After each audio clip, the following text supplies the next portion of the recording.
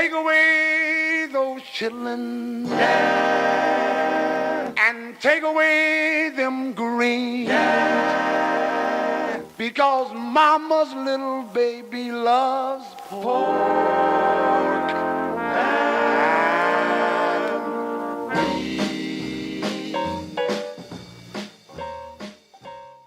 I don't know if you can see the footprint there, but when you look at the next image where I outlined it, it shows up. I don't know if I got the outline one. I got like about, you sent about 50 pitch. I got almost every picture, but yeah, the outline is right here, right? No, not on that one, on the next one. Yeah. I don't think I got the next one, but I saw, yeah, it's definitely a track. What do we got here? The one, that one there, that's the one I'm talking about. I sent you an outline version of that one as well. Of this one? I think Oh. I got almost all your pictures here. That's the UFO. Okay. Right here, right? Yeah. Yeah. That's a 6-second exposure. So that craft was hanging in the same place for 6 seconds.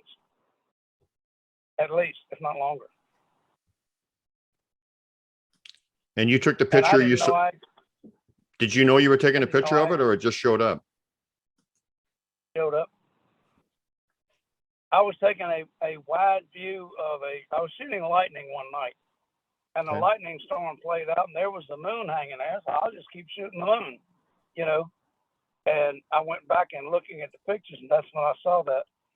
I had 2 large frames with that in it, and I had 4 vertical frames with red orbs moving around in them right above the tree line. Big red orbs that were coming from that craft. Wow. Was there, were you picking up on any energy, or what else was going on? Anything else specific to it? Lightning storm. And more people have said they have seen UFOs after lightning storm. I know you saw Close Encounters of the Third Kind. Yeah. Movie? Okay. You remember in there when they come rolling out of the clouds? Yep. Thunderstorm above, and here comes all the craft. So it's theorized that they actually create these thunderstorms to hide in, so they can't be seen. So that night when the thunderstorm rolled away, there was the UFO. Do you see a connection between UFOs and Sasquatch, or personally? No, I don't. Now people claim that they've seen Sasquatch walking away from UFOs, and I asked my lady friend about that, and she said that some of her people are abducted from time to time, just like we are. They abduct humans and for ongoing DNA work or whatever. They abduct all sorts of animals from this planet. They're studying everything here, the entire ecosystem. So yeah, they probably catch Sasquatch and check them out and turn them loose. So You also said that. But you also said that she gives answers specific to her clan, right? Because I think that there is some connection with some of them, but and that answer was in general, all the clans. There are some that are abducted. Yeah. I've never seen orbs around them. Of course, I've never seen them at one time. I don't see orbs walking in the woods. I don't, because I don't go out at night. Any number of reasons. Yeah, I'm trying to think. I'm trying to think. What was that, Beans? You said, well, I've experienced similar things, but didn't you say that you've seen or you heard of Sasquatch turning into orbs? People have actually seen that. Because I believe that they can travel in orb form myself. That's one of the ways that they, there's a bunch of different ways. What do you have to say about that, Beans? Uh, you have to trust what you see and what you're experiencing, because you've seen them transform into 12 different shapes, like black, total black beings, and smoke, and Yeah. orbs and everything else. So you have to trust just what you're experiencing. So Yeah. we're greedy for hard and fast. We want the hard and fast truth, but this is subject's too big and too flexible to be pinned down. And like we were saying, in one area, the Sasquatch hate humans. In another area, I know plenty of places where Sasquatch really like the humans, and they go, they live in their backwoods, and they visit every day, and they play and stuff. So it's just every kind of variety of things going on out there. And Right. like they say, there's some Sasquatch that it's not off limits to kill humans. So it's just a whole spectrum going on there. I can't come up with any hard and fast, this is the way they are. I wasn't talking about this the way they are, but I've heard of them like, well, I believe that, well, my experience is that they can travel around an orb form, but I thought you had a story where somebody said that they saw them, a Sasquatch walking and then turning into an orb, or vice versa. But Well, I have a friend in upstate New York, and he's got a UFO hotspot in his backwoods, and every day and every night he sees a Sasquatch drop down from the craft as an orb, and then they transform into the solid Sasquatch and run off. And this has been going on for years. So there's some kind of cooperation going on there. So has he ever come up with any Well, ideas of what that is, or why that's happening? Does he have any theories on that? the Sasquatch are working with us. His Sasquatch in his backyard are working with us, with the star people, to do stuff like, go collect samples or something. I'm not really sure what they're doing, Okay. what the ultimate objective is. And Claude, do you have any? So, your experience is obviously valid, but do you have any? Do you have any? Do you have any UFO or extraterrestrial contact or whatever too, or have you experienced any of that? I think I did when I was 13, but that was it. And that may have been the overactive imagination of a 13-year-old too. I can't validate, at that time I thought I was having conversations with aliens. So, whether I may have been talking to my angels and not knowing it, literally talking to them instead of getting insights or whatever. Well, was So that? I can't do that. Well, was that when you first started communicating in that manner, or had you already been talking to your angels up to that point? No, that's when I first started doing that. And like I say, it may have been the overactive imagination of a 13-year-old boy. I may not have been actually talking to anybody but myself, so I can't really claim anything like that. Well, to me, it sounds like you were probably communicating with your angels, but you weren't aware of it at that point. But that's more than likely what's going on, I traveled in the universe when I was 12 or 13 years old. Unintentionally, sort of. When you get into science class and you start learning about the solar system and the universe and all this, your mind just goes, really? That's out there? Well, I'm laying in the bed one night, thinking about the universe. And, how big is it? How far does it go? Is there an end to it? If it does have an end to it, what's on the other side? And if it doesn't have an end to it, where does it go? And I fell asleep thinking about this. And I was literally laying in my bed, letting my thoughts wander out through the solar system and out into the stars and just into infinity, okay? I woke up the next morning, and I have never been that rested after a night's sleep. I mean, I was just totally at peace. And it was some years later that I learned through the spiritual organization I was involved with that outside of our planet, okay, there are different zones. A zone is planet Earth itself. B zone is 1 to 5 miles out. C zone is 5 miles to 15 miles, and 15 miles and beyond is called D zone.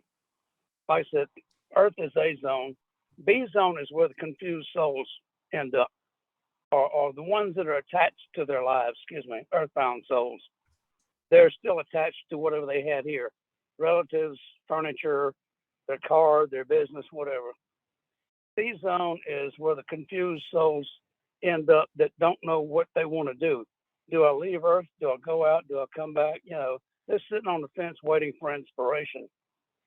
Past that is what's described as D zone, which is the zone of delight. Okay, this is where all things are possible. The evolved souls go back to the universe to regroup.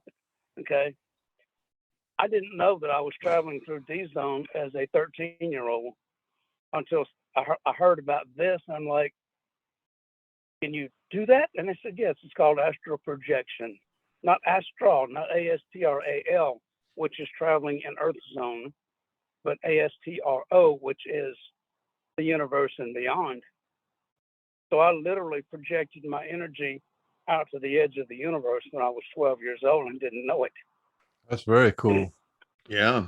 Are we done with the photos? Because And you're off on good stories, and we're just looking at this one photo. So are we finished with the photos? Well, yet? we've got more photos, but I mean, we can do whatever you want to do. Well, if you keep going off on, I mean, if he's going to talk, this is like incredible. He went out to 12 years old and zoomed around the universe. That's amazing. But then maybe we should stick to the photos. I like the photos. I like that little UFO. It's like amazing. Well, I mean, I love that story though, too. So I kind of wanted, how about I shut that off and then we'll get back to how about we hear that story, then we'll get back to the photos. You want to do that? Sound good? Oh, we're done. We're done with that story.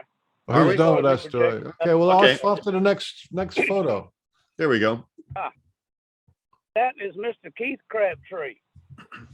Claude, excuse me a second. Can you back up a little bit? Because all we can see is your mustache. There we go. Oh, okay. I didn't know if you could see me still. That is Mr. Keith Crabtree. He is the one who played the part of the Sasquatch in the Legend of Boggy Creek in the movie.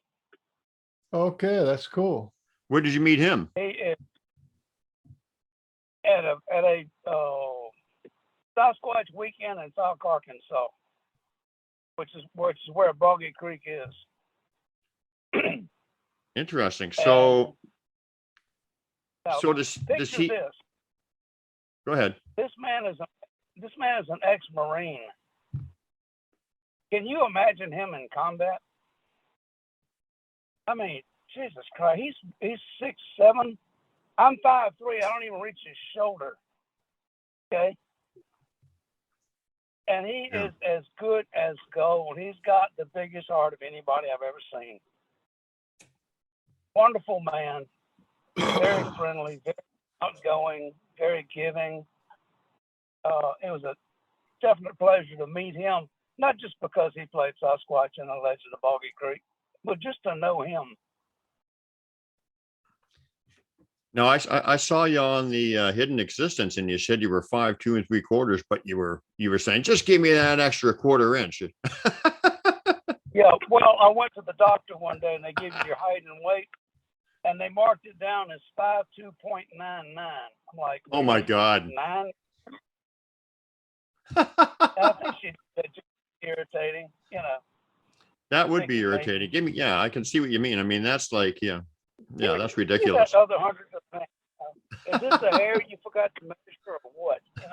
So let me ask you a little bit about Mr. Crabtree. So did has he had any experience with Sasquatch? Is he a believer? Did he believe in them when he played the role? Or? He's had experiences with them all his life. He still does. When you go to Alex Smith State Park to camp out, he'll tell you if you go down in the bottom where the campsites are in the back of the park, you'll have an experience with Sasquatch because they're always coming in there. Isn't that He interesting? knows where they are. You know, he can take you to see Sasquatch anytime you want to go. Wow. He sounds like somebody we got to get on the show. Would he come on the show, do you think? He might, yeah. He might. Do you know him? Yeah, yeah. I can shoot him a message and tell him to get in touch with you, and he may come on there for an interview. I don't know if he does things like that or not. Well, I mean, we're pretty friendly, right? We're pretty informal. Put in a good word. I'd love to talk to him. We'd love to, Beans and I would love to talk to this guy. I mean, yeah, interesting. So he played the Legend of Bogey Creek Creature, actually, eh? Yes. The one scene where the creature's reaching in through this high window in a bathroom, I think that's his arm coming through the window. He was the only one tall enough to reach in the window. Wow. But he did that, and he had there were two people in suits that were playing the monster, the creature, and I don't know exactly which parts. I'd have to go back and watch it again to pick out which ones he was playing. So you can buy the DVD. You can order the DVD if you've never seen it. Well, the name rang a bell, Crabtree, like, from that movie. So, yeah. Yeah. So, wow. So he's had a lot of experiences. That's not a coincidence. He's got a Facebook page under Johnny Keith Crabtree. Let me write that down because I'm going to contact him too. What is it called? Johnny. Donnie? First name. Donnie? No, Johnny. Oh, Johnny. Yeah. Yep. Middle name is Keith, Keith. Crabtree? Last name is Crabtree. All one word. Yep. Got it. Okay, I'm gonna look him up, see if we can get him on the show. That's cool. So you guys became fast friends, I suppose. Yeah, pretty much. Every time I go up there, I look him up. Excellent. We'll hang out and talk. I made him a walking staff. When we took that picture, I was holding my staff. He said, "You mind if I hang on to that?" I said, "No, go ahead." That's why he was holding. He was keeping his balance. So I found an oak limb that I fashioned for him and made it look like Sasquatch. It's stained a dark brown, and it's got a natural eye-shaped opening in it. I found a white rock that would fit in there and painted a pupil on it. And there's another little cutout right under it that almost looks like a teardrop. And I found a flat stone that would fit that and glued that in there. It's almost like Bigfoot crying because he knows he's about to be discovered. And I gave him that staff. Everywhere he goes, he takes that staff with him. Nice. So we can move on? So, yeah. Here's your vehicle. It's my van covered in snow. Anything to say about this, or? How was the gas miles in that thing? That happened last winter in Louisiana. We had that much snow around Alexandria last winter. One time, it came, it snowed all night. We must have had 6 inches of snow the next morning. So that's a rare thing for it to snow there? Yeah.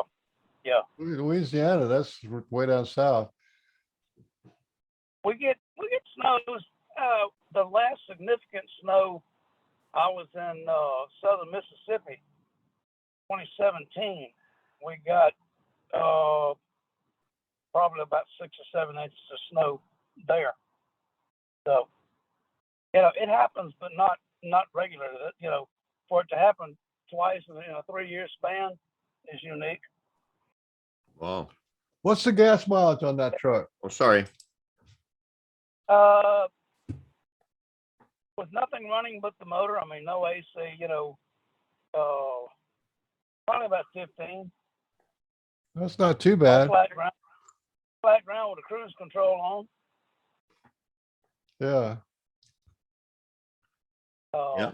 I got a Toyota Tundra. And it only gets about 12. Yeah. I got a Ford F-150 Lariat. Gets around 14. Okay. 15's about average foot, man. It's got 250,000 miles on it now. Still Yeah. lowly. Should we move on? So, yeah. Oh God, It's got a mask on. he's saving his grandma. Isn't it? Save grandma. Mask on, save grandma campaign, you know. I can't. All I'm seeing is my van. Oh, it hadn't popped up Oh. for you yet. It's coming. SASQUATCH. Yeah. That was taken near Forks, Washington, state of Washington. I was up there and driving down the highway, and here's this SASQUATCH standing there with a mask on, holding an American flag. I got to get this picture, you know. And that thing is, well, you can see standing next to that truck. Big.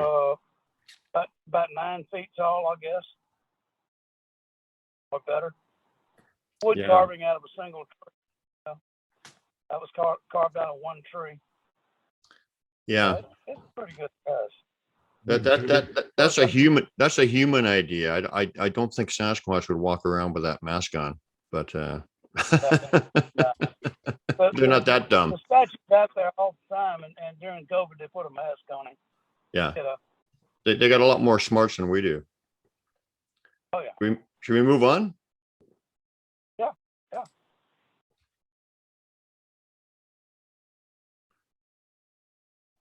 Same place? Oh, sorry. It's taking a while for you, right?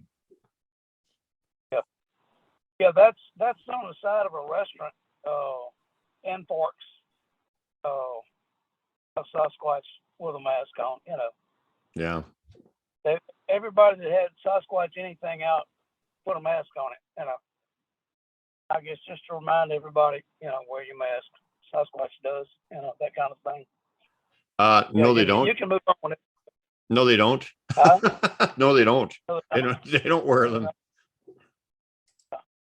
I have to wonder if Go ahead. it's acceptable to our disease. You have to wonder what? Hump tulips. No, but you were going to say something. Susceptible to our- You were going to say something. You have to wonder what? If they're susceptible to our diseases. Well, I mean, they're mostly human, at least the female part, and then the male is you know, from off planet or undetermined or whatever. Like you said, they're from like you explained earlier, and we figure. But yeah, I would imagine that they would be susceptible to. But I'm sure that they probably could. Well, I mean, they're healers. They're definitely healers. So, I mean, I think that they could probably get beyond that. But her tulips. take on that, and she, while you were talking about that, said we are, but our lifestyle is so much healthier than yours. We're less likely to catch anything you do. That's a good They message. eat healthier, live healthier. You know, they don't have all the chemicals in their systems that we do. Yeah. You know. And like I said, they're amazing healers. I mean, I've seen them. They define raw vegetarians and then raw meat eaters. So Yep. That's a good question. You know, some people say Sasquatch don't eat animals, and some people say Sasquatch do. Could you ask her if they eat animals or they just eat Yes. Vegetables? I asked her that a while back. I said, who does most of the hunting? She said, large game, the males hunt. Hogs, deer, things like that. Said the smaller animals, squirrels, rabbits, birds, the females can hunt and do hunt. And the females also gather nuts, berries, grubs, you know, their sustainable sustenance. And I asked her, I said, well, do you use weapons? She said, not bows. She said, we will use a bow and arrow. We know how to make them. And the reason we will use those is because if they're found in the woods, the automatic assumption is Native Americans. They don't think, oh, look, Sasquatch. No, Native American. So typically, they will use throwable stones, a rounder stone that they can throw and knock an animal out with, or break off a limb, use it as a club, or just grab something and take it down. You know. What would you think of this? Because I've had energy and whatever shot at me in so many different ways. I think that they could actually they could stun an animal like just with projecting their energy at them. They can. Yeah. They can. Yeah. Whatever happens to be convenient, and it depends on the hunter, their skills, you know. Yeah. If you think about it, if you spent every day of your life throwing rocks, you'd be pretty good at it.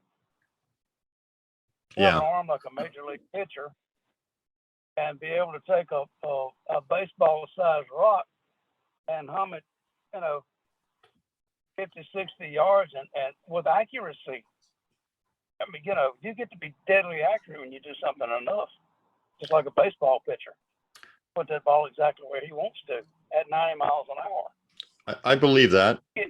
But I also believe that in some instances, they're just standing right beside you, cloaked, and they'll just like throw a little rock right in front, you know, right arch over your head or whatever. They can also do that.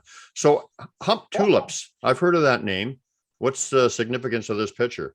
Good Sasquatch area? Or? Well, just a fun sign. Oh yeah. This is Washington State, and that is a prevalent Sasquatch area. When I drove by that sign, I'm like, really? Hump tulips?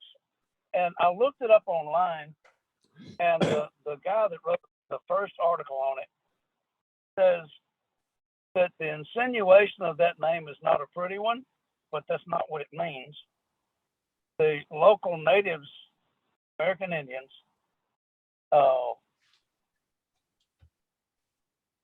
all that area, that the river that they fished in, current was so strong that they had trouble pulling their nets up, and that's what hump tulips means. And it's a English form of what the word they use, but it means hard to pull.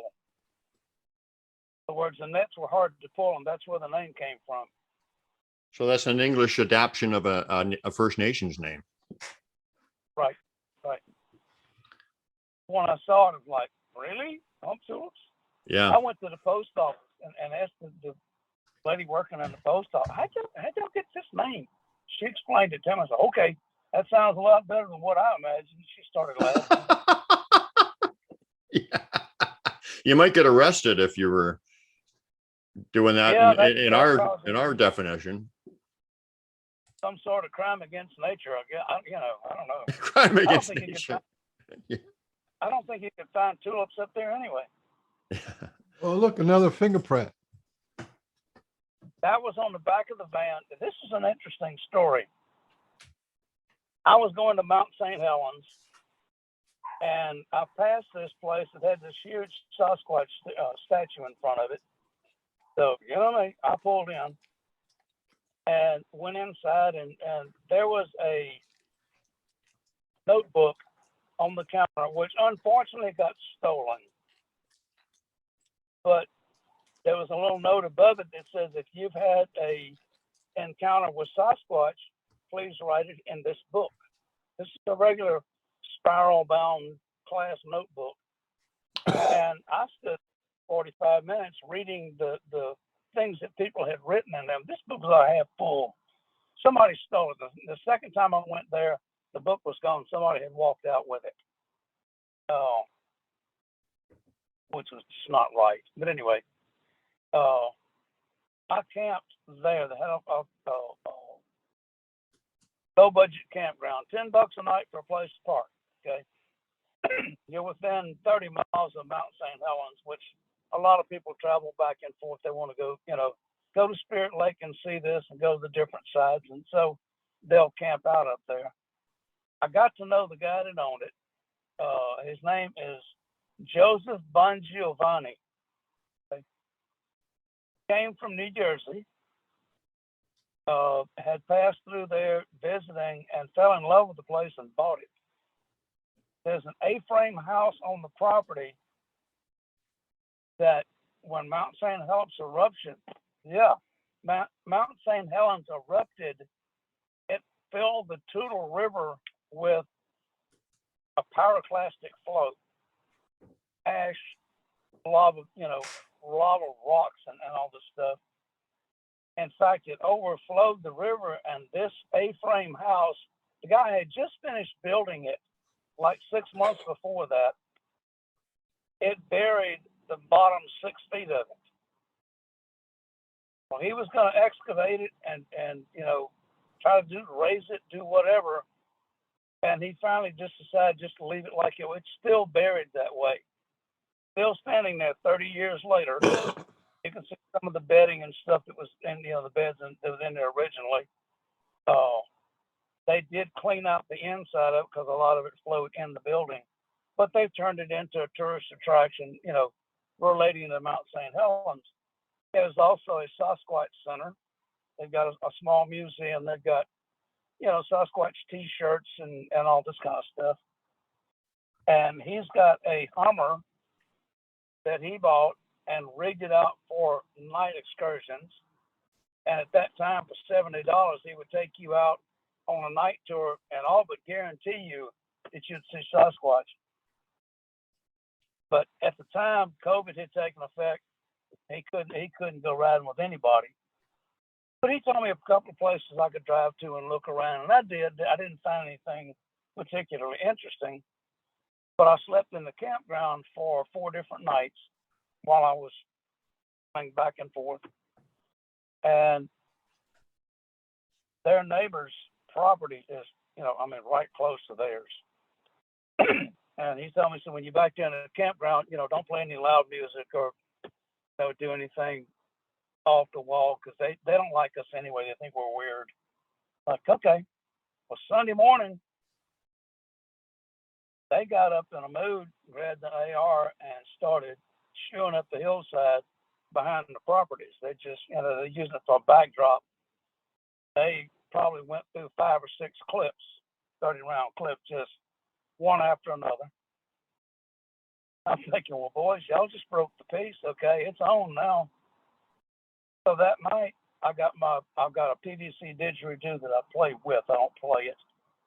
And I got out and started wailing with that thing and doing barks and howls and, whatever I could do for about an hour and a half. And got up the next morning to leave. I left on a Monday morning, headed south. Went down to how far I'd gone, but I went to Cliff Barrickman's museum in Boring, Oregon, and the name fits the town. Okay, there's a grocery store and a gas station and what used to be a church that they used for theatrical presentations. That's it, pretty much. Because I asked the guy at the gas station, I said, what do you do around here? He said, not much. That's why we got the name of Boring. I was like, okay. But I went to see Cliff, and I got a Sasquatch sticker for my back glass and visited with Cliff for a little while. He's got a nice museum up there, by the way. Very nice. It's well done. It's well put together. Very informative. But I left there and I stopped in a roadside rest area just to get out and walk around. Let me put the sticker on, walk to the back glass to clean it off, and there's this handprint on my back glass. It looks just like the one that was on the side of the van. And it's fresh. It happened Sunday night. So I called Joseph back and I sent him that picture. I said, you need to get your didgeridoo, brother, because that brings them in. He said the 5 days after you left, everybody that camped in that campground said they had something rummaging around the campground all night. He said, you brought Sasquatch into my campground. Thank you. Wow. So That's another Sasquatch handprint. How big is this one? About the same size as the other one. I mean, you can see, it doesn't go quite to the bottom of the glass. And it's probably about the same size as the other one. This is another juvenile that got curious. Yeah. Had it been an adult, it would have reached all the way to those white stickers and then down to the bottom of the glass. I didn't put anything up for reference. I think there's some kind of connection between the juvenile and the curiousness, just like one of our juveniles. They're curious, right? They want to, yeah. So this guy literally that you were talking to in this town, he said that he could, before the virus thing or whatever, he was saying he could literally take people up and they almost guarantee that they would actually see a Sasquatch. Yeah. Wow. He's got two big screens in there where the sun visors were. One of them is night vision and the other one is FLIR. They're connected to cameras that he has mounted on the top of it. So when he's driving, he turns the headlights off, driving by the night vision and the FLIR. And he said, yeah, if you watch those two screens, you're going to see something during a 2 or 3 hour tour that he does, He'll almost guarantee you're going to see a Sasquatch. He knows where they hang out. He knows the areas that they're in. Wow. But he's got no. He never showed me any photographs that he had taken of them, and why he hasn't, I don't know. I mean, that would be perfect to hang in his museum. That's the big girl. That's her footprint. This is the lady that I talked to. Oh, That's a 16-inch long. My boot, like I say, is about 10 inches long, so you can extrapolate from there. Mm-hmm. I would think that was the male footprint, but you see that narrow heel, how it curves? That's indicative of a female, Mm-hmm. or at least her. And her daughter has that same heel shape. Really nice. That's big footprint. What are we looking at here? That's her daughter. The left of my foot, almost even with my toe on the opposite side of the frame, you can see the toe up high in the frame. The leaf is actually where next to the little toe. And then it comes back down to that narrow heel. And the end of that narrow heel is about even with my ankle bone. That's a left footprint from the little girl. Okay. The one that's 3, going on 4, I think. 3 right now. This is the one that comes around putting my handprints on the van and bringing me presents. And What kind of presents does she bring you? the glyph, the stickman glyph, the beer can. Actually, it's a cousin of hers who brought me the beer can. It wasn't her. Okay. Her cousin. Yeah. We're back to I think we're back. We've seen this Yeah. before. that's the Yeah, first we're back. Okay, so I'll stop sharing. Yeah. Okay. So do you feel that they're teaching you anything? Is there a student relationship kind of going on with you and your clan? I mean, that's my experience in a big way. What do you think? Yeah, all the information that I've gotten is very definitely a learning experience. I know a lot more about them now than I ever dreamed of. I mean, I was doing what everybody else does. I'm out looking for footprints and tree structures and, okay, well, you find the first footprint, they're there. You find the first valid tree structure, they did it. And what do you do past that point, okay? So for me, I mean, it was great. The first footprint that I found, I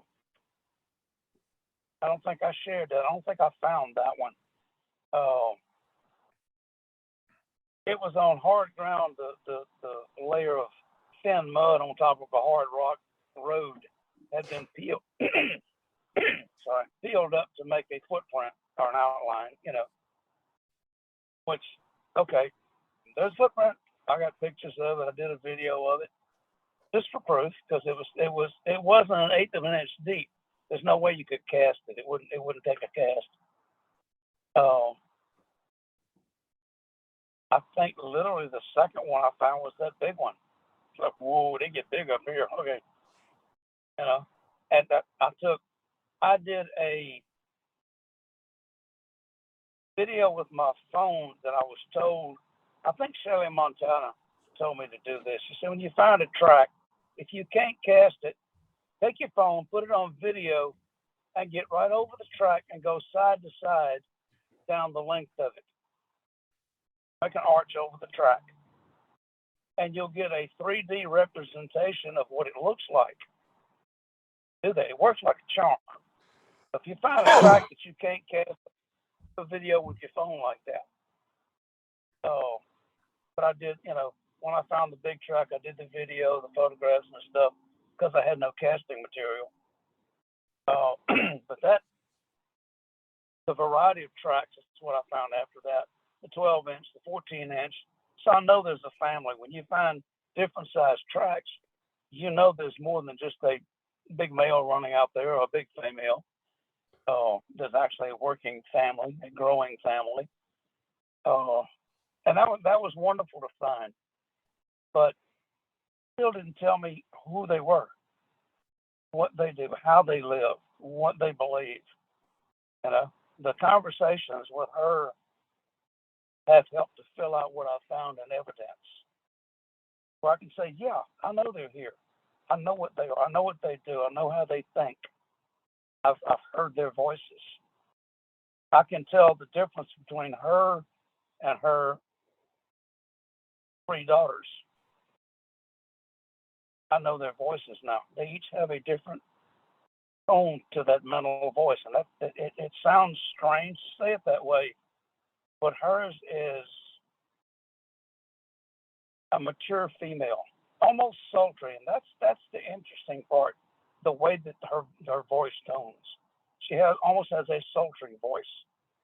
Her younger daughters, the oldest of her daughters, is like her. Very direct, very firm.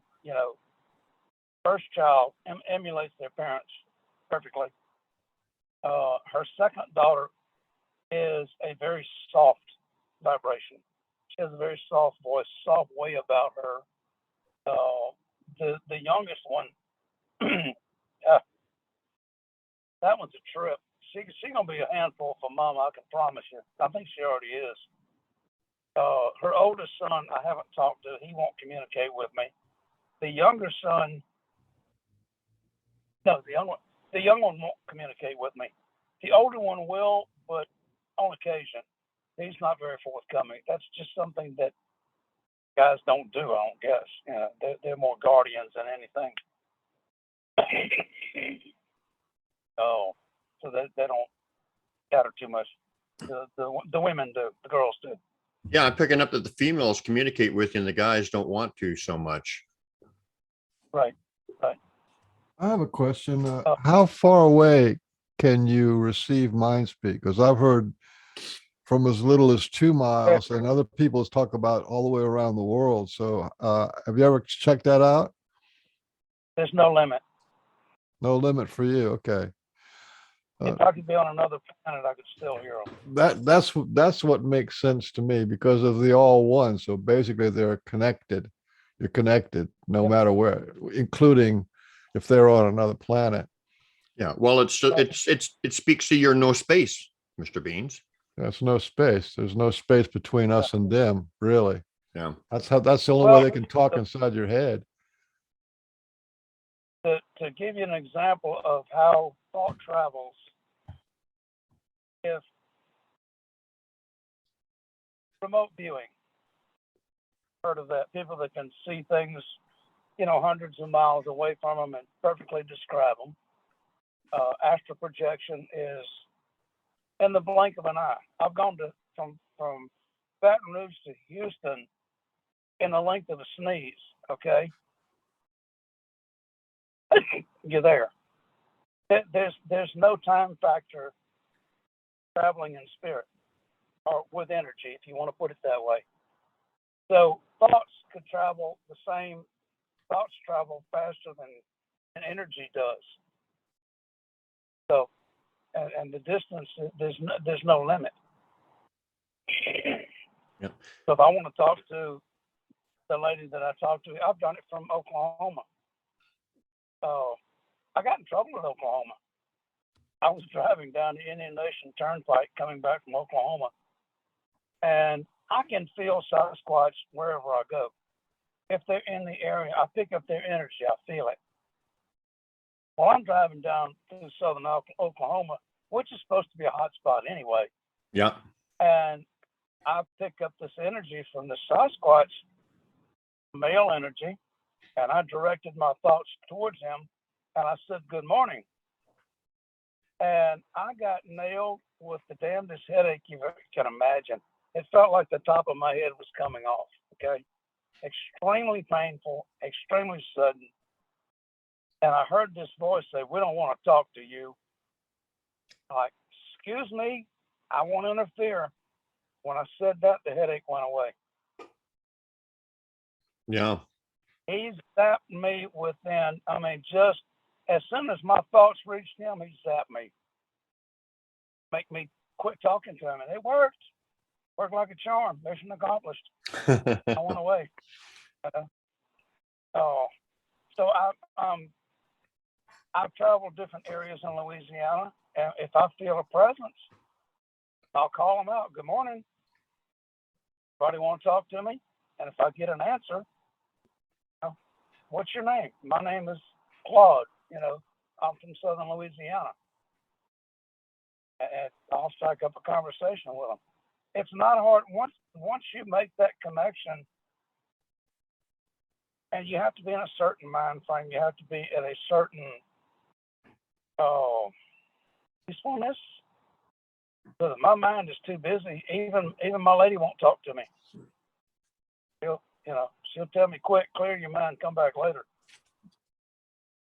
Because I get up in the morning like all humans. My mind's in high gear, and I'm ADHD, so it's jumping from squirrels to chickens to pine trees to back and forth, and that just drives her nuts. Like, that's an amazing point. This is like the second time you're talking about that, and that is that humans, like us humans, we're very busy in the brain, and Yeah. and when we think of somebody who's simple, who's a simple person, we kind of think of them as idiots or less intelligent. But when you talk about Sasquatch, their mind works very kind of slow but vast, and they have wisdom. So they're simple and wisdom, and we're not geared up for that at all in our head to understanding that. Yeah. Oh.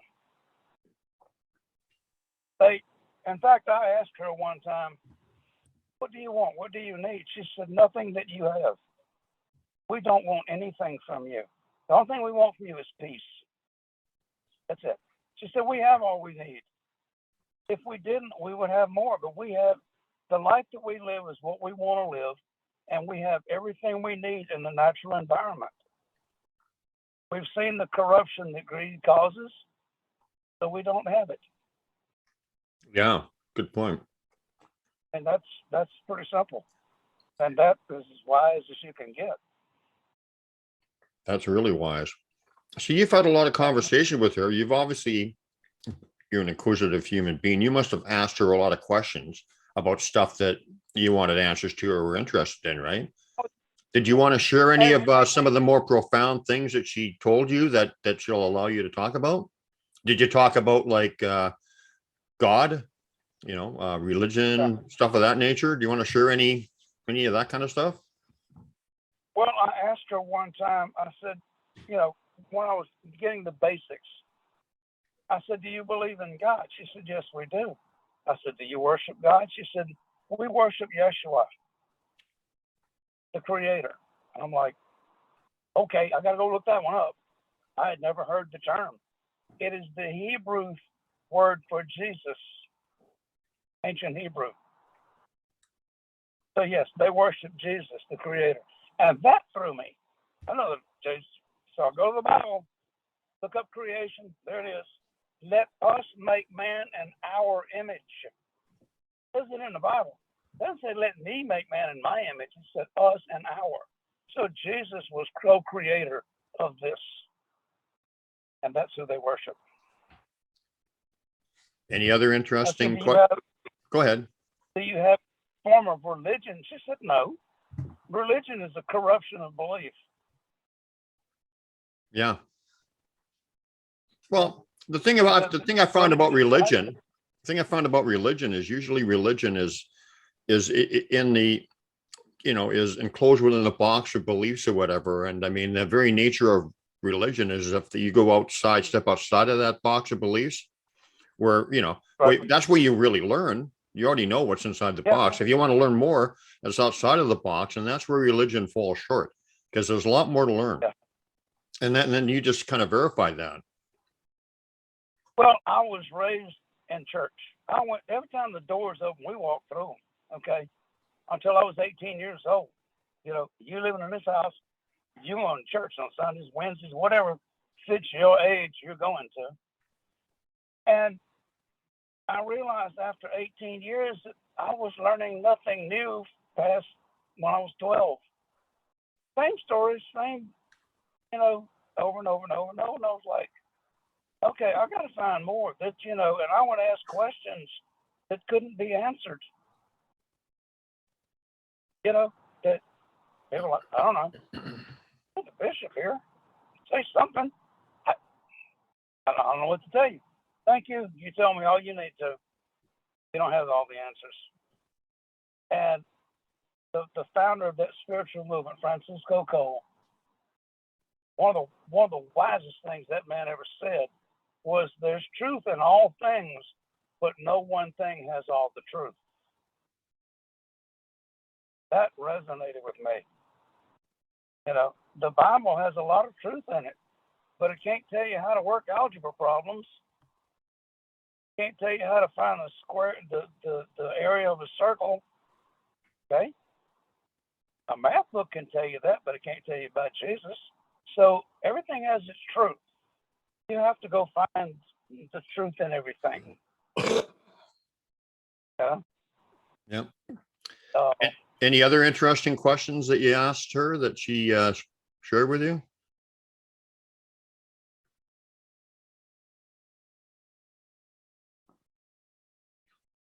I'm going through the questions now to see if there's anything relevant that she'll let me say. Or is there anything that she wants to say? Does she want to speak to us through you? Either would be cool. I can feel her energy. Yeah. I'm gonna open my mouth and see what comes out. She says, first of all, be kind to each other. Be kind to the planet. Kind to everything on the planet. Because this is the only home you have. If you destroy it, you have no home, nor do we. Yeah. That's the big message, is treat everything with respect. Don't destroy something because you don't understand it or you don't particularly like it. But it's not here for you to like or not, or dislike. Things are.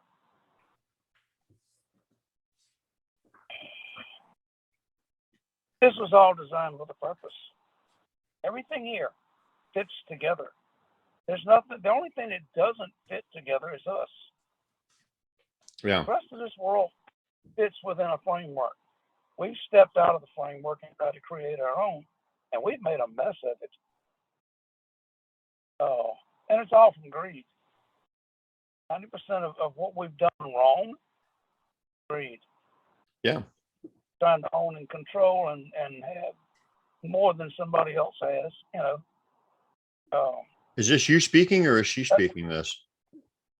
No, that's her. Yeah. Go ahead. I agree with every word she's saying.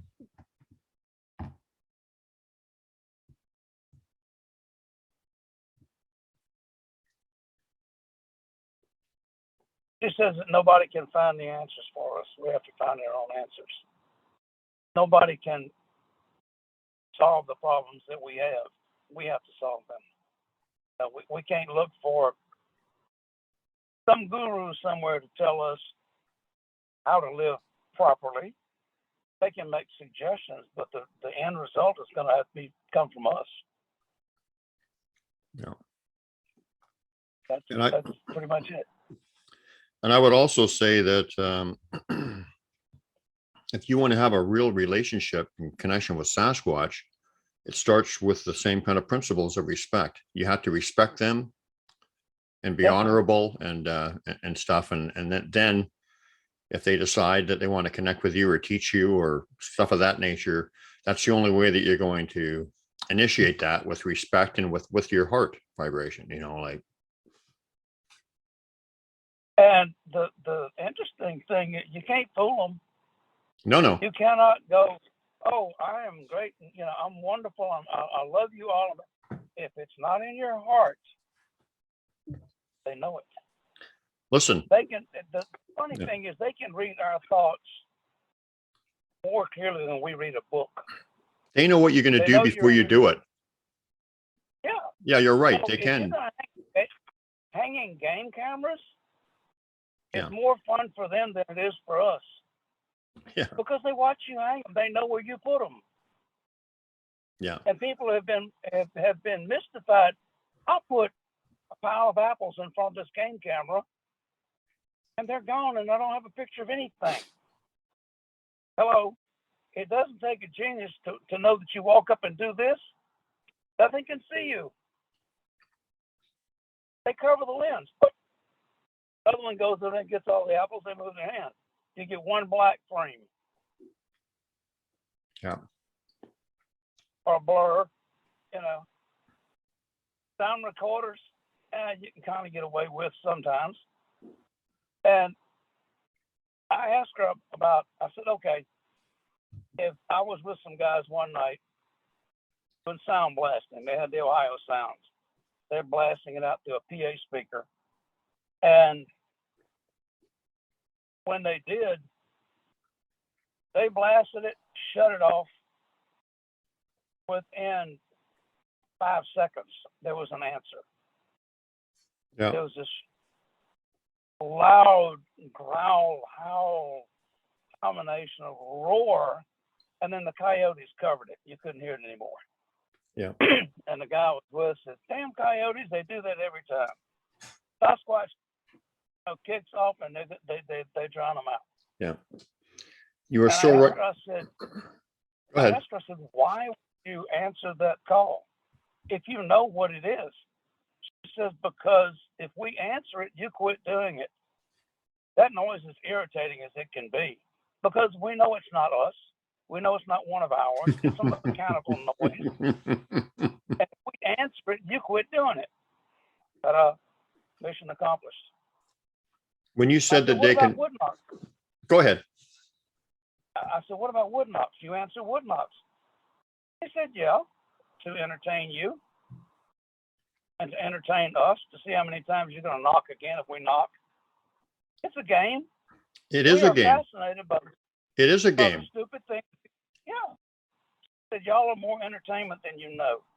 I've actually played games with them with wood knocks where they will, like knock, knock, knock, knock, knock, knock, Yeah. knock, knock, knock, back and forth. And then at some point, then they say, okay, and I'll try this. Then they start doing stuff that there's no way that you can do it. Now, I haven't heard any vocalizations. I haven't had anything thrown at me. I have heard knocks, and they have a signaling knock that they do at certain times. First thing in the morning, you'll hear one knock. Wow. They hear an answer from a mile away in the opposite direction. Or maybe a third one. That's it. Then that evening, just before dark, you'll hear the same thing coming from the same areas. And I asked her about that. She said, that is our well-being knock. In the evenings, before we go out to do whatever, we knock to say we're okay. Our family is okay. If we hear a single knock from another group, that's saying we're okay. Same thing the next morning before we lay down to go to sleep. We'll do a single knock, let everybody know we're okay. Yeah. Now, they can communicate mentally, but when they do it, that goes out like a PA system. It goes everywhere. Unless you direct it particularly at someone, you just throw it out there. It goes to everybody. Now, if they're looking for a child, if they can't find somebody, if there's an urgent need to find their mate, whatever, Yeah. they'll mentally call them. I need you. Come to me. Okay. Well, I've heard that sometimes if you hear them talking, like I've heard them talking quite a few times, like audibly, that the reason they do that is because it's a private conversation. And because if they do it the telepathy thing, then everyone's going to hear. So everybody, exactly. That's what she told me. She said we have our own language that we use in close quarters so that the rest of the world doesn't know. Right. Yeah. That's private conversation. You know, I liked what you said about that they can read our intentions, our heart, and all that kind of stuff, because that is absolutely true. And that is why they connect with people with good hearts and people like yourself and Mr. Beans and myself, because they can literally read us in our intention. And that's why some of these investigators, you know, who are out there to prove that they exist or to get the picture, the definitive picture, or for reasons that are other than heart-based and ego-based or whatever. That's why they already know what they're up to. So they're not going to give them anything. Yeah. I've actually, when you talk about them being able to read us, I've actually had one walk right inside of me. I could feel it energetically walking inside me. I felt like a light switch. Of a light switch went on, and it was like, talk about checking somebody out. You know, like, I mean, they're amazing. Yeah. Oh.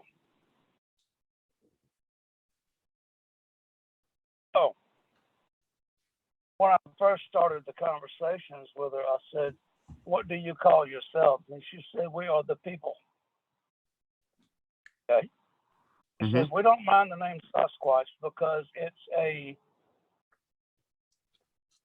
nice term, forest people, whatever.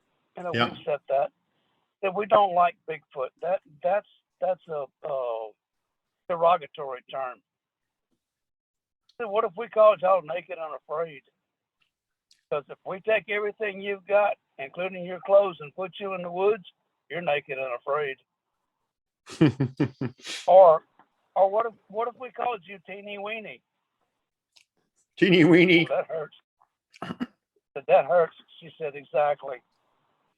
You know, yeah, I mean, I don't really like, I mean, yeah, I mean, I can understand that. I really don't like the name Bigfoot either. It's kind of like, but I'm not going to criticize anybody for calling them that, but it doesn't sit well with me. I prefer Sasquatch, forest people, or the people, like you said. Something a little, it just seems a little more respectful. Yeah. And I've talked to other people who have been talking to them, and they all say the same thing. They refer to themselves as the people. You know? So what do they refer to us as? Have you ever asked what they refer to us as?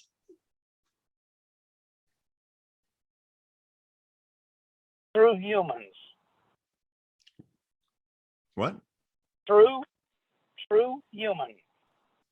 TRUHUMAN. TRUE. Sorry, say that one more time. I'm true humans. True human. Okay. Interesting. Yeah. Did your lady friend ever talk to you about their history, the history of Sasquatch? Because I've heard different histories, and that they were here before us and stuff like that. They were not here before us. If the angels that were sent to protect us and watch over us created them, then we had to be here first.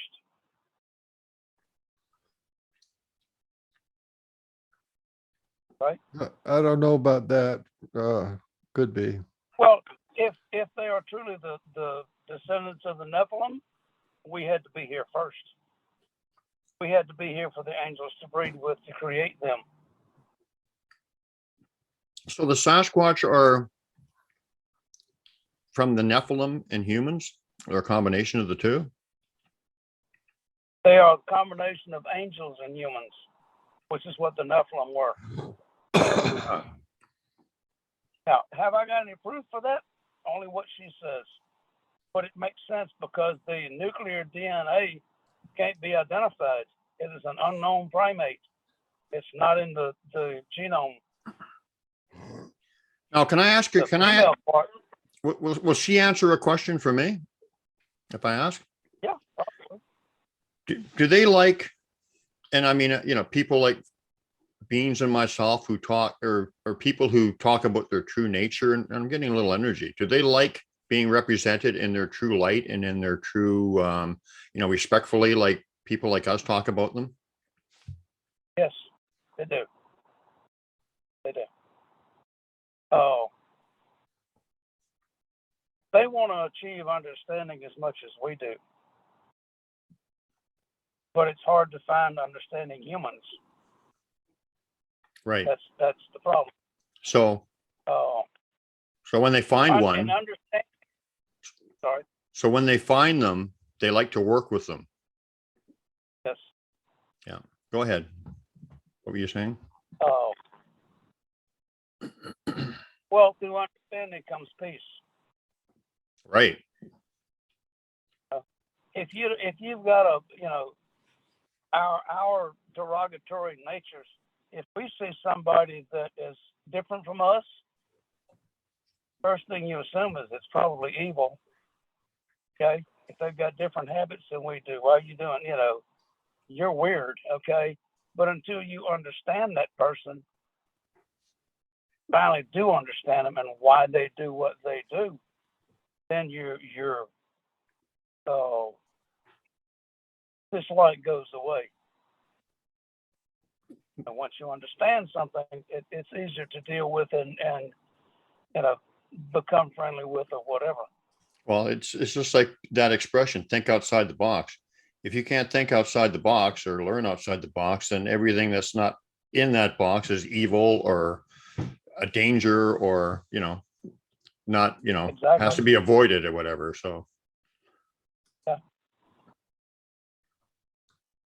I found it, and I'm gonna jump off on another track, and I'm gonna probably stir more trouble than I should. But in that context,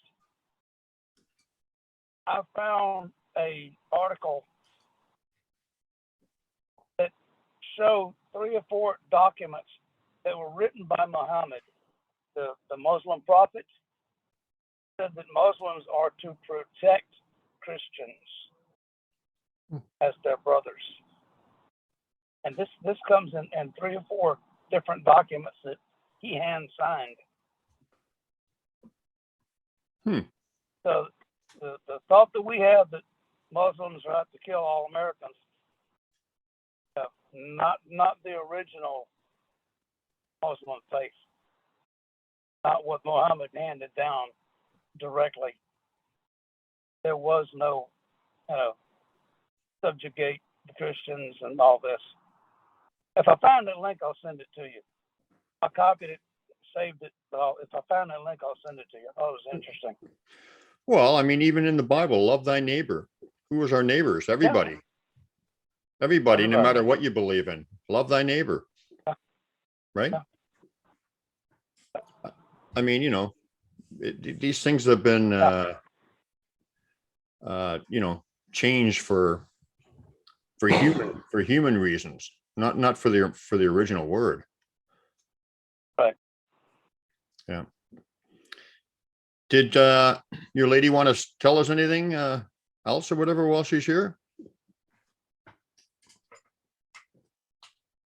Merry Christmas.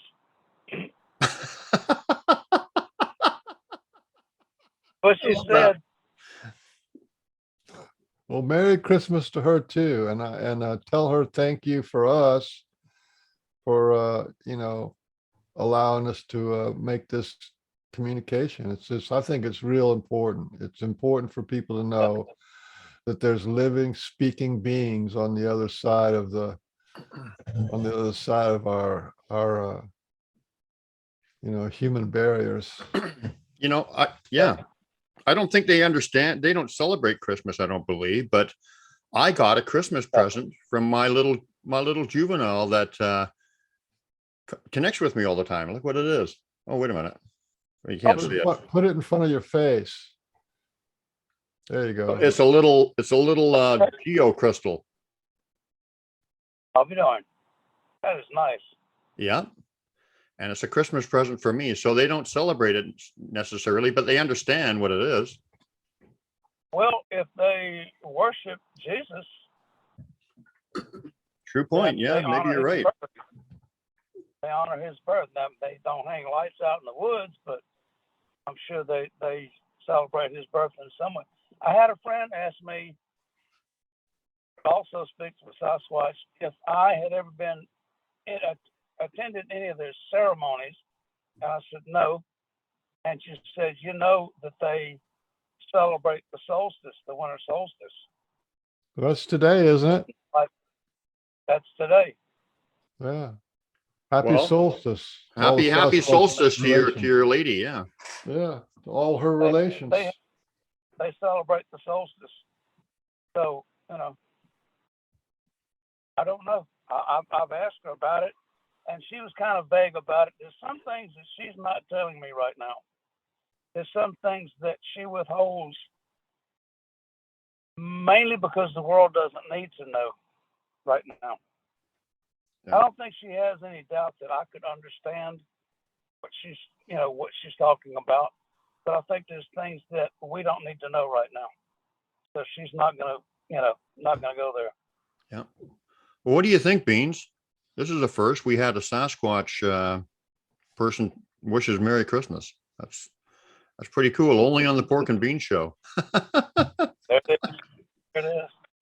I think it's telling of what's to come, because the whole point of the Pork and Beans show is to increase the care of the relationship between true humans and the Force people. If we can keep that bond soft and real and caring, that's a good thing. Yeah. We don't portray them. We don't portray them as monsters. We do not believe that they are monsters or that they're dangerous or any of the stuff that makes money for people or makes them famous or kicks up their sales or their views or whatever. We don't propagate any of that nonsense, because they are not monsters.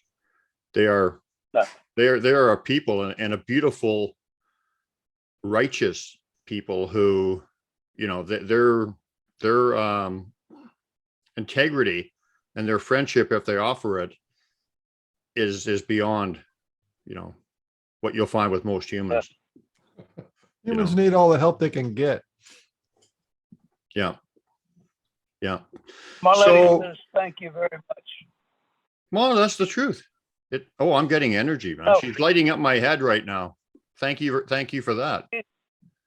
She's thanking you for sharing her information.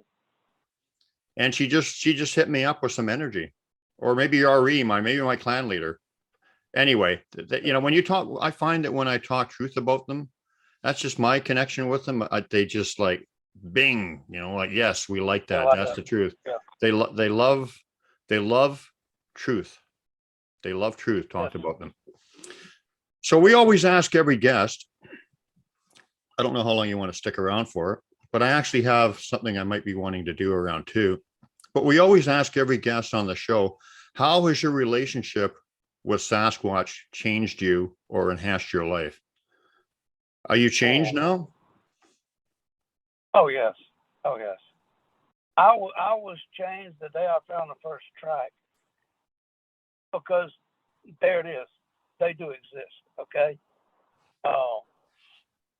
When I saw the Patterson Gimlin film, I knew up front it was real. That this wasn't faked. It's real.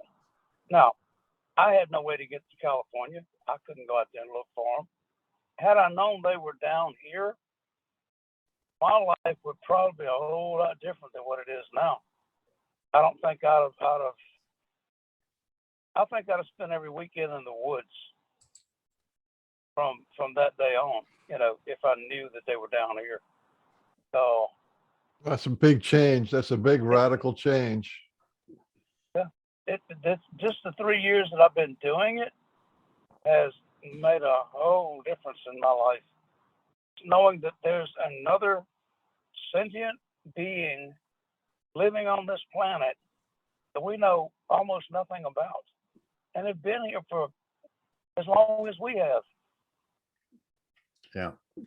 And they're very wise, and they have a real strong spiritual side to them. Which you don't get that from just looking at plaster casts and hair samples. No. The learning does not come from casting their tracks, you can learn from some of the stuff they make, the structures, the gloves. There is learning in that, but the real learning comes is when you connect with them through the heart, with sincerity, and that's where the real learning is. My ultimate goal now is to sit down with them in physical form. Yeah. And visit, even if I only do it once. Sit with a family and visit with them for however long, an hour, 2 hours, all day, whatever. I would love to do that. I would love that. It has happened. We've had guests on our show that have done that. Yeah. So it is a possibility. I know. I've heard from people that have actually had, hang out with them for a day, whatever, or There's people who've actually been start- taken into portals and spent time with Sasquatch clan inside a portal. So that there's all kind of possibilities. Yeah, I'm still gaining her trust on a lot of levels. I have asked for a face-to-face meeting. It's going to have to wait till hunting season is over with, when the woods quiet down again, and there's no more hunters everywhere. She said, then we'll meet in person. Well, there you go. Yeah. My clan's very lucky because they live in a provincial park, and there's no hunting ever there. Yeah. So they don't have to worry about that. Well, people will break the law, but it's not like an ongoing season kind of thing or whatever. So, but yeah.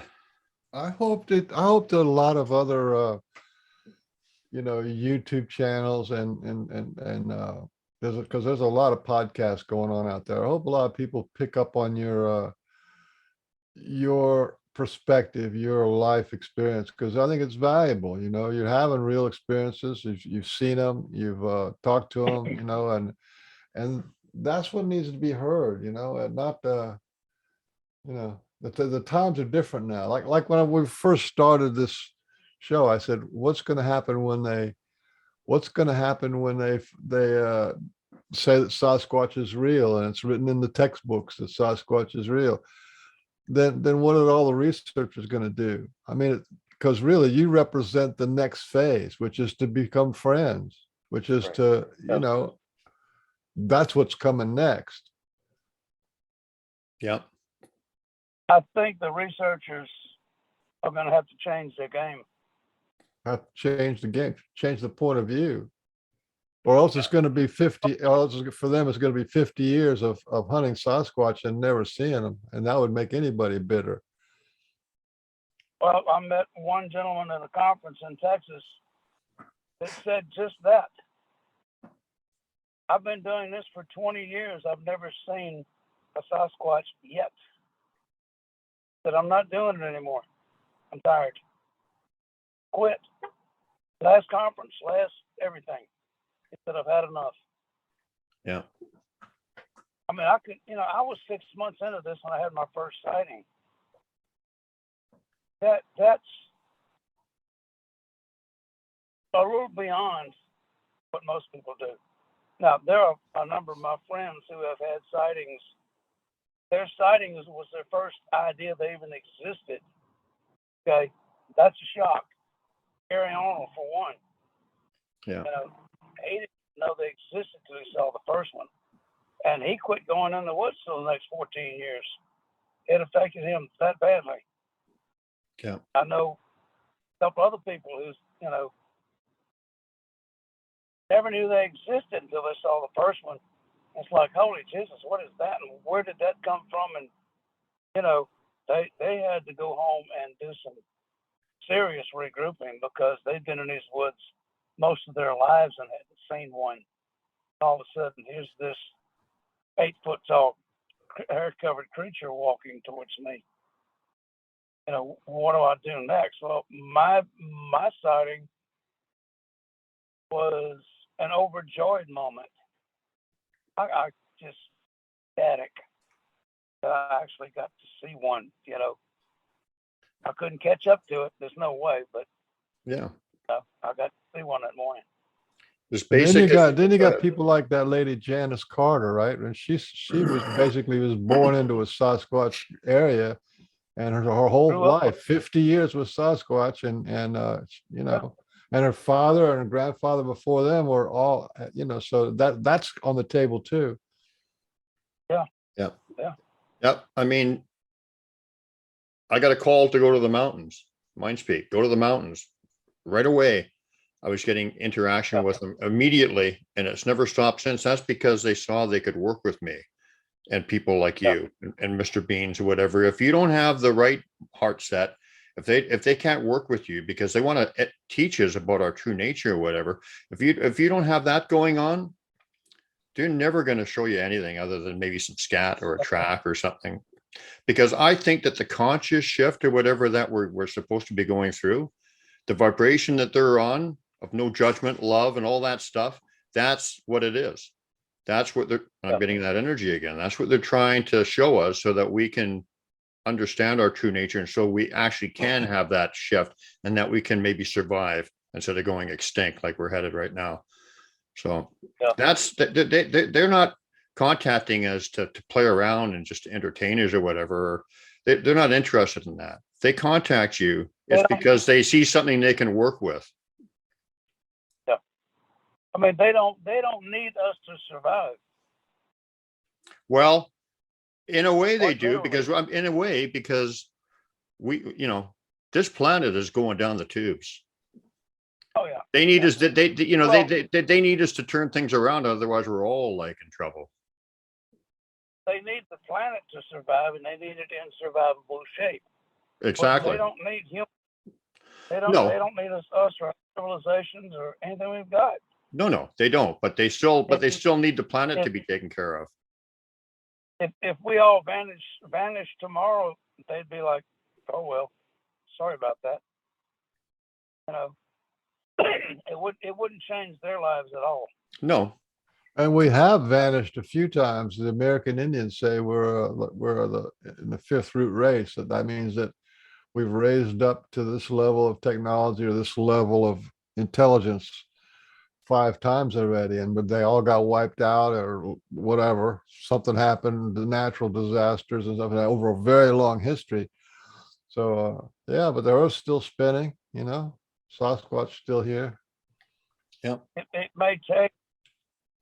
If it all goes down the tubes for whatever reason, I mean, if it's a volcano and it's nuclear winter and we all starve to death, the Earth won't suffer through that.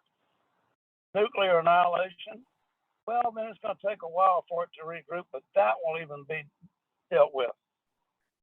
If you think about how convoluted the Earth is, the surface of this Earth changes every 10 million years. Plate tectonics. Yeah. As the plates move, subduction zones, it all gets turned into lava and blown back out again. Yeah. So, the Earth itself can sustain and survive as long as the sun is there. And I think it's got another 10 million years to go. Yeah. Something like that. If we don't learn how to coexist with nature and realize we're not the masters and dominating nature, If we don't learn how to coexist with nature, we will go extinct. Oh yeah, You know, because we're, as little as we want to admit it, we still need the vegetation on this planet to survive. yeah. We survive on what grows here, whether we want to admit it or oh no, we've got cattle farms, we got chicken farms, we got this, we got that. Yeah, but what are you going to feed them when all the plants die? Yeah, we don't have much food. I mean, look at these the animals and the species and whatever that are dying out, like thousands every year or whatever. Like, I mean, literally, we're gonna like not have any food. We're not gonna have any plants. We're not gonna have anything if we don't turn it around. So, Yep. you know, Yeah, we are not the we got a lords lot of nature. Nature feeds us, and Mother Earth takes care of us. We don't dominate her. If we abuse her too much, it's going to be over. And that is one of the reasons why I think the Sasquatch and this whole awakening and people getting this whole thing is going on, because it's like, wake the F up. Yeah. Wake up. Yeah. Wake up or out of here. So did your lady want to say? Did your lady want to say anything more before we close her out? Did she want to have some closing words? No, that was it. Just thank you for letting her be here with me. Well, can I tell her I love her and respect her very much and her people. And I'm very, very grateful for her coming on. Just thank you very much. I think this is a really great Christmas show. You know, couldn't ask for a better Christmas show to have a Sasquatch and her human friend, Yeah. you know, on the show. That's pretty spectacular. A very Merry Christmas. Yeah. La, da, da, da, da. Have yourself a very Merry Christmas now. To all of your family, my lady friend. Oh boy, she's sending me some love. Yes. She is. Yes, I can feel She's it. lighting me up with a little bit of love. And I thank you so much, Claude. Thank you so much for letting us into your family and sharing that with us. And because I'm sure you think of them as family. Yes. Thank you. Yeah. Thank you for allowing me on and sharing it with you. Thank you, my friend. So on behalf of All right. Port Cunningham and Frank Oliver Beans, the world's handsomest man, this has been the Pork and Bean Show. The world's most hidden gem in YouTube history. What, you? YouTube. What, you're the most hidden gem or the show? The show. Nobody knows about it because you have to tell them where to go see it. Join us on Facebook, the Pork and Beans group. And if you want to join my YouTube channel, where we've got well over 100 shows in the archives there now, and I do my own little stuff where I go out and, you know, talk about their nature and their true nature and stuff like that. I probably got well over 300 videos all told. And you could find me at Sasquatch BC, the true story, the Pork and Bean Show. And the only thing that I make out of that show is in my heart. I don't make anything from it. It's just all about heart and sharing. So and Claude Nall can be found on Facebook. I think that's a safe place to if people want to get in touch with you, because you got a lot to say. You got, even though it's only been like a very short time, relatively speaking, 2 or 3 years. You really got the fast road. You got it going on, my friend. Hey, just in closing, can you imagine the naysayers and the haters saying that goddamn guy was singing to Sasquatch at Christmas? They were just like these guys are woo. They don't. They'll get over it. Yeah, they'll get over it. Thanks, guys. They'll get over it. Thank you so much. Bye now. Thank you. Good show. Bye-bye. Good job. Pork and beans In a can, pork and beans in a pan. pork and beans Man, we love pork and beans. In a can, handy handy handy in a pan. candy candy candy in a can, in a pan, in a pan, in a can. Man, oh man, they're just Just dandy pork and beans. in a can. pork and beans. in a pan. Pork and beans. Man, we love pork and beans.